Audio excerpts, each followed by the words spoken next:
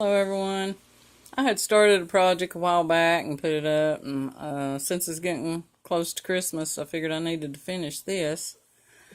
I'm making a chandelier out of beads, and I used some of the fencing you can get at Dollar Tree, I guess like garden fencing, and I cut it to pieces, and I wouldn't do that again though. I would use clothes hangers, because you see that?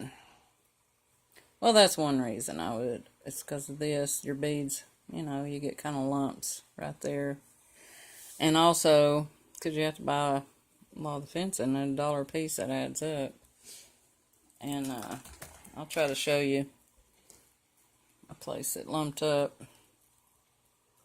Well, you can't really tell as much here as you can in some places. Like right there, they're pretty lumped up right there. It's still not bad, but... And then right here. And I'm going to show you how I got it to that point with this piece.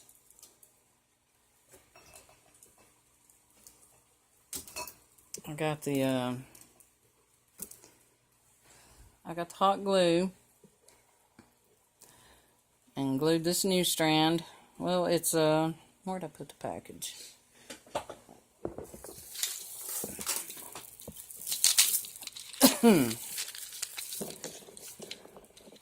I use these beaded necklaces, which I wouldn't do that again either. I would use the beads you get for Christmas trees. It'd be a lot cheaper, because it took a ton of these. I didn't know it'd take so many. I think I bought like 3 at the beginning. It took a lot more. And so that really adds up. But yeah, if you think you're going to be interested in making one of these, go out and buy Christmas beads while you can find them. But I've hot glued this, and I just wrap it around, and I have to make sure that it don't go behind this row. Just keep it in front of the last little thing I done. And then when I reach certain points, I'll put some of this glue. And I don't know where I got it or anything about it really. I know it stinks. And let's see what else I was going to mention. Okay, if I'm wanting to use the quick grip glue, I'll use this tape and tape it down, and then keep working. Just where they don't start unraveling. And that gives that glue a while, because it's more permanent.